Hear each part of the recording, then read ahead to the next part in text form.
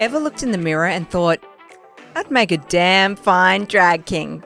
Welcome to Kings of Joy, the Drag King podcast where gender isn't something to fear, it's something to play with. I'm Danica Lani, the King Coach, mentor to over 150 first-time drag kings, and I'm taking you backstage into the unruly, magical world of drag king transformation. If you're craving confidence, community, and a crew that gets it, you just found your crown. Connect with us on Instagram at Kings of Joy for behind-the-scenes content and updates. We'd love to hear from you. Life's too short, you know. You can't judge something unless you've done it, you know. So when you toss and turn over whether to what to do, I don't want to be a drag king, I'm to this, I'm to that. We don't know what you're talking about until you actually do it. Full stop. At Kings of Joy, we acknowledge and pay our respects to the Gadigal people of the Eora Nation, the traditional custodians of the land on which we live, work and play. I pay my respects to elders, past and present, and acknowledge that sovereignty was never ceded. In this episode, I had the privilege of speaking to Kaz aka Brad Armpit. Kaz Therese lives on Gadigal land and grew up on Durrag land in Mount Druitt. They are queer, Hungarian/Australian. Kaz is the CEO and Artistic Director of Werewolf Productions, a new arts company dedicated to cultural transformation in extreme times. Kaz is an award-winning artist and cultural leader with a practice grounded in performance, activism, and community building. Welcome, Kaz, aka Brad Armpit. Hey. Yay. Welcome to the Kings of Joy show. Thank you for having me here. Thanks for being here. I'm chuffed. Tough to be here. Yeah, awesome. So let's dive right in. I want to start with your origin story. Like, how did you and why did you get into drag kinging? Well, I started to come to Quiz of Joy and then met you, and I was like, I think because I'm Gen X, I thought that maybe I was a bit too old to kind of start the new thing, you know? Yeah. But I also, you know, was on a gender journey and you know, I was afraid basically in some ways. But then I kept hanging out with Chris and you, and then I actually did a residency at the Ethics Centre, and I said to Beck, Jim Junkie, I said, I think I'm, you know, too old to do it, or it's not right for me. And they were like, no, man, you've got to just come and do it. What are you talking about? There's heaps of people from Gen X there and boomers and everyone's there. Yes. So anyway, I was lucky enough to go overseas after that, and then that kind of freed me up, and then you had one on my birthday, so I decided that was going to be my birthday present. And good. It was huge. It was a huge huge thing. Yeah. Oh, that's so cool. Yeah, I had to just let everything go and just do it. But it was hard for me to take that step. Yeah. But just incredible. Yeah. Yeah, because you're a theatre maker. I right? am. You are normally the one making the, you know, and then to step into a program where it's like community and, you know, but using performance as a vehicle, exploring gender and self-expression through performance. Yeah. What was that like? Yeah, because it doesn't matter that I'm theatre. I think just my gender and, you know, I just hadn't completed my whole gender, you know, identity journey, and there was a part of me that thought I was trans and everything, but so it was much more personal than maybe my art, even though my art is very personal. Yes. So it makes sense. Yeah, it's just another thing, isn't it, that my art career is very much about memoir and autobiographies. So I was obviously in the right, you know, all the things were falling in my place. I just had to have the courage to reach out. So, I mean, I came out as non-binary, or came out as shit, but in 2022, which Chris helped me this whole, and then did drag kinging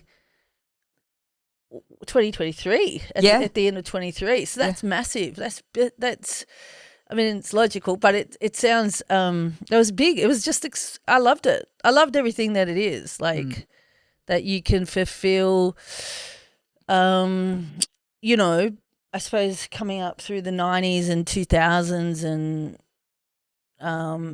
you know, not being femme, you know, everyone was, you know, just there was no language for feeling, you know, for all the feelings and the experiences and thoughts that I had around myself, and I was constantly being told who I was and that I was a dyke and that I was lesbian and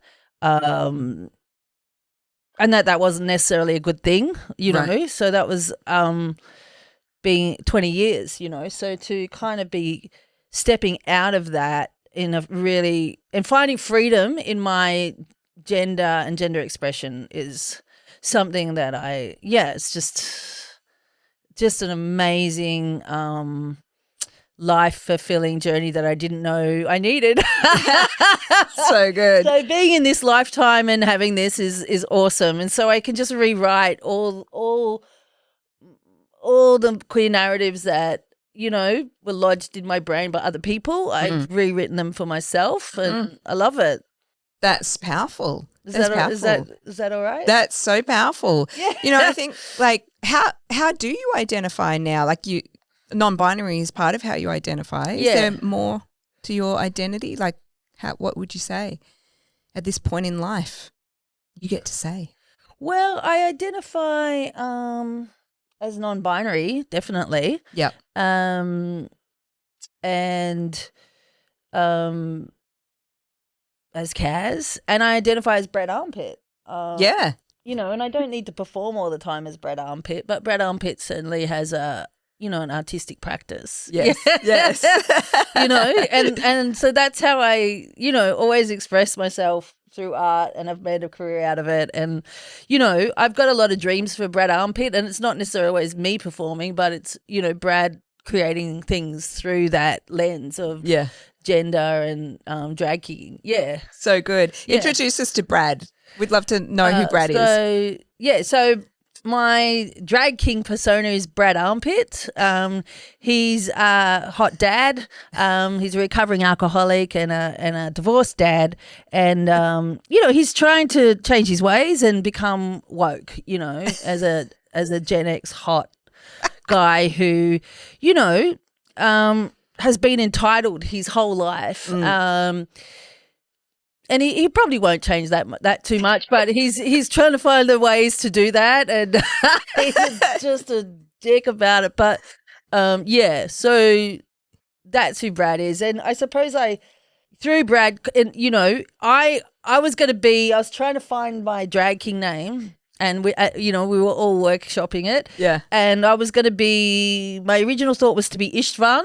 Yes. Because I'm Hungarian, and Istvan is Steve in Hungarian. Yes. So it's going to be, you know, I'm Istvan, but you could just call me Steve, you know.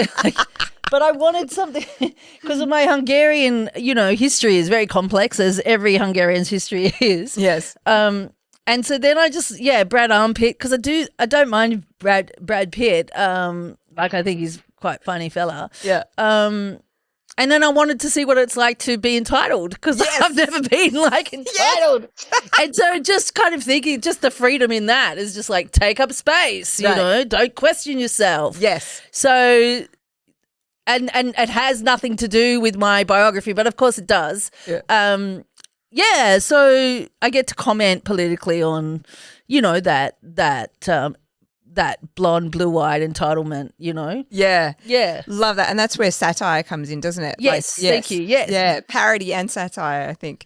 That's so good. And so after Kings of Joy, you did your debut group performance. I did. And then we worked together on a... Yeah. And then we worked together on your first solo. And your solo was epic. It was epic. Take us through some of the elements of your song. Well, the natural thing for me to do was to write, you know, a monologue, like to write text, like because that's how I approach everything. Well, more so now than it's interesting because Well, I did that. I just wrote some text or to introduce him on stage. Yeah. And then I sent that to you as my drag king idea, and then you put 3 songs to it, like you intercut it with 3 songs, and that was wild. So it became this epic thing. Yeah. It was so great. really good collaboration. Yeah. I remember Browner and I, my partner, my wife. Yes. Congratulations. I got married not yesterday, but the day before. So Browner, my wife. That's the first time I've officially, said Browner, my wife, and it's been official. So good. Thank you. So empowering. We went to the pub with the script and with what you sent me, and we just went, okay, this is no. And I was like, do you think I should do Justin Bieber? Like, Danica thinks I should do Justin Bieber. I don't think I should. And she had to just talk me through everything that, you can be Justin Bieber, you can be John Bon Jovi, you can be Right Said Fred. But Right Said Fred's I'm Too Sexy became the anthem. Yeah. Yeah. I mean, there were some favourite moments for me, like the acting out of the Brad Armpit scenes. Yeah. You're like, okay, I'm going to do some for you all. Yeah, so, because Brad Armpit's good because then, in my performances I can always just use Brad Pitt's whole filmography or anything. He's just such a major movie star celebrity. So, and I love film, so it helps me kind of just allows me to just be a movie star. And so Brad Armpit, is known for reperforming some of his favourite scenes from some of his famous films. So good. Hollywood history, mate. Hollywood history. Exactly. And I mean, the other thing I love about Brad Armpit is as much as he's celebrity, he is also very much your everyday, like relatable, dad figure, like that's like so relatable and lovable. Yeah. And that's... He's trying his I best. suppose as an artist, I'm trying to come to terms. It's just me, Yes. I'm pretty down to earth, working class stock, if less actually. Yeah. And West Sydney. Yeah. And so just kind of molding those two personalities together is pretty nice. But Brad Pitt does try and be down to earth, even though he's just a very he's. I mean, he's an amazing character because, he abused his wife in front of people and his kids. He's a major alcoholic and he has basically glided through that, like he really has kind of managed to glide through things. So he's obviously a nice guy, but, a lot of his relation, and he was, made lots of films with Weinstein, and his ex-girlfriends have been abused by Weinstein. He's a really problematic character who no one ever puts a target or gaze on him as someone. I mean, he could be the next president, I had this other thing of Brad Pitt for Prez, because that's kind of the way the world's going. But it'll swing back. Well, we can only hope that Brad Pitt's going to be president. We can only hope. Yeah. And so the continuation of the journey has been amazing and magnificent to know you and to work with you. And so, tell us about what happened next in the evolution of this thing. Journey. Yeah, so I did all that. I loved it. And but my professional practice is in theatre making, but also very much 50% in community arts and cultural development. And I just was so inspired by, the community you've set up and how much it's helped me and the performances. And I just thought, I've got something to bring to this community. And so, an idea came to me pretty quickly, a title, They Will Be Kings. And that came from, I don't know, There Will Be Blood, or, that big Mask movie about oil. Right. Daniel Day-Lewis. They will be kings. Yes, declaration. And it's also, build it and it will come kind of, just felt this big force. And, and as a maker with, 20 years experience, I just thought, I've got a lot to offer, and Brad Armpit's got a lot to offer. So I pitched an idea for a show that, took elements, artists from the community and elements of your practice and the community you set up to create a work for the theatre, for stage. And we were really lucky enough to and I wrote, I really loved what we wrote in the application, and we got funding from Create New South Wales and the federal government. And I mean, that's massive, isn't it? Because I think it's probably the first time that a drag king show has been funded by state and federal government. Absolutely. Amazing. Yeah. Amazing. And then we, put on this 4 nights at Qtopia. Yes. Which was crazy. Yeah. And then, and it's just become this big journey. We sold out and got front page. So, it's a real, and the show's just a bloody big political joy, though. We don't kind of shy away from saying what needs to be said. Yes. And that's my work too, is like finding kind ways to talk about difficult subjects. And I think that aligns with what you do as well. Yes. So, yeah, there was radical joy. Yeah. There was like, this is political. This is our stories. It had the drag king, solos in it as well, peppered through, but it also had the backstories of our journeys and, what we stand for. Yeah. So it's, powerful piece of all work. the elements, and the personal stories and, Yeah. How the lived experience is really important for people to understand. And I think politically it's like a lot of people who aren't queer or don't see a lot of queer works came from my arts friends, and they just thought it was just everything that they need, and particularly AFAB women, heterosexual women are just, because I just think if you want to, becoming a drag king is like, kicking feminism out of the way and just going for the full, just wrapping those ovaries around patriarchy it's just, not asking permission to be present. It's just actually feminism is amazing and we know exactly what it is. But when feminism moves into patriarchal space, that's interesting. That's revolution. And I think, it's the big kind of massive energy that the feminist or women's movement needs, and I think I love all my straight women friends to do it, and to do drag king to do a drag, just to do it, like just to see, because it just lifts your power in a really positive way, not in a it does, and it's about claiming masculinity. And I think, you helped really succinctly identify that the Kings of Joy program is really a space for exploring gender for people. It's like it doesn't matter who you sleep with or, how you identify, but come and lean into the masculine and see what you discover. Yeah. Yeah, because it's because with my identity, like I live in a lot of different, worlds, and I love that. I believe we should all live very, diverse worlds, and queerness, culturally diverse. I mean, I am queer and culturally diverse, and I'm from West Sydney and from Mount Druitt, so my intersectionality is pretty fierce, even though you might notice when you look at me. Yeah. But so I always try and sit deep as I can into those parts of my identity, all of them, and hold them all, because they are all me. And my practice, is about being courageous in really finding out what needs to be, what we can offer, through telling these stories, Yes. Yeah.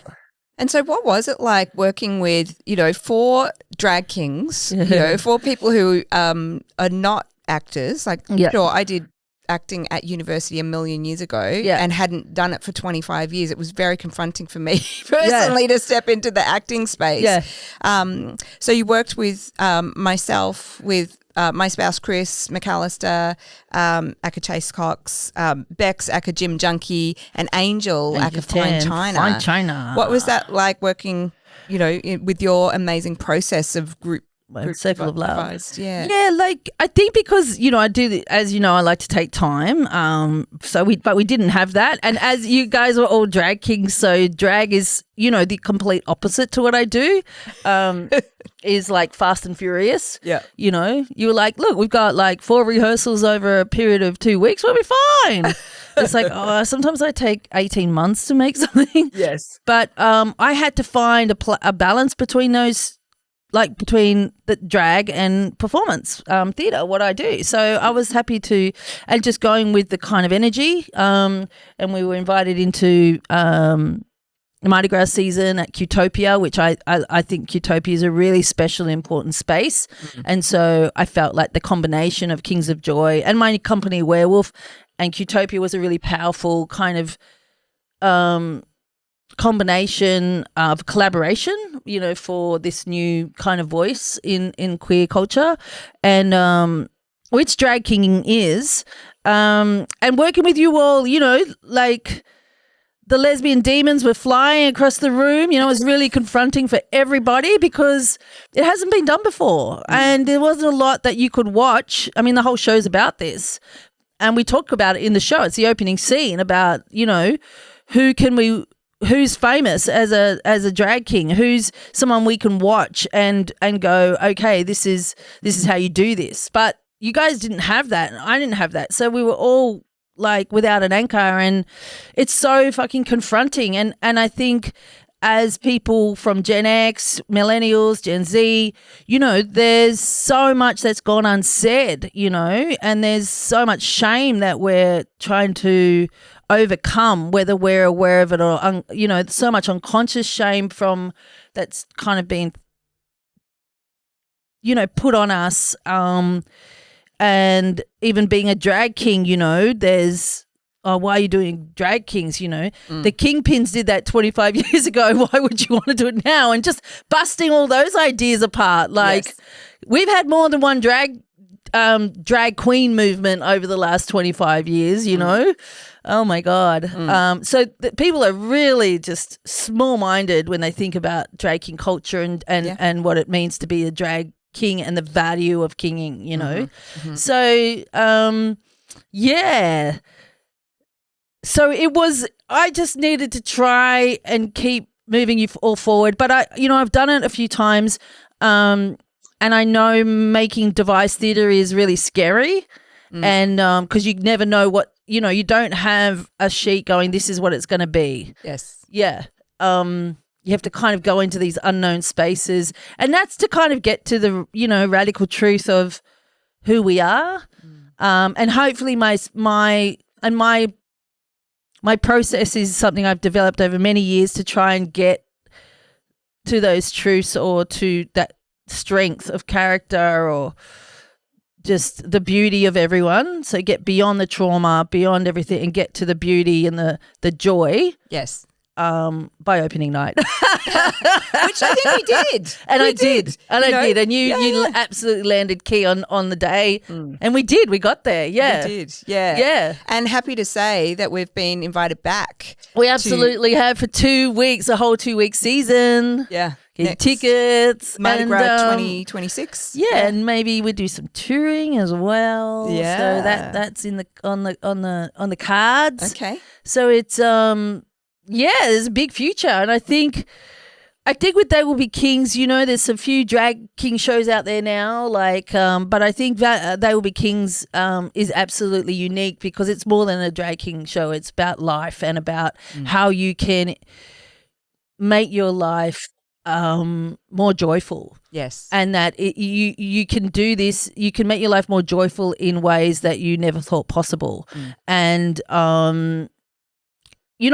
if you love They Will Be Kings, then you goddamn should try being a drag king for, if someone's doing like netball on the weekend, you could just, do drag king instead for 1 month. Yeah. Why not? You could. It's so wild how people aren't courageous about gender. And that's all, I'm a big Drag Race fan. I'm a big RuPaul super fan as well. Yes. So I watched the King of Drag on Reverie, which I love. So, all those are the other reasons why I needed to, needed to step into the world. But it is very powerful. Yeah. Absolutely. I mean, look at Drag Race. Like, that's created the whole phenomenal kind of 21st century, vocabulary and how people. So it's massive. It's so good. There's some people listening now who are aspiring drag kings who haven't yet taken that first step. What would you say to any aspiring drag kings who are listening? Well, if you're scared of something, then that's you should do it. Life's too short, You can't judge something unless you've done it, So when you toss and turn over whether to what to do, I don't want to be a drag king, I'm too this, I'm too that. Well, you don't know what you're talking about until you actually do it, full stop. And, there's nothing better than just spending some time on your favorite Daggy Dad song and just getting Danica to put some, and then there's just joy. Like, there's nothing bad about it. And a lot of my friends are like, I don't want to perform, I don't want to do this, and on stage it's just once. Like, you can do it just once, in a group. You don't have to become a solo performance artist or anything like that. It's just that doing it once, and then when you go back to Drag Kingdom after you've done it, it's just a whole, you just all of a sudden kind of cross this threshold into this alignment or understanding of the potential, That's all it is. You go, yeah, this is great. And that everyone up there is getting their minds blown. Yes. By themselves. Yes, that's right. And who they can be. Who they can be and how they can walk and feel. Yeah. Yeah.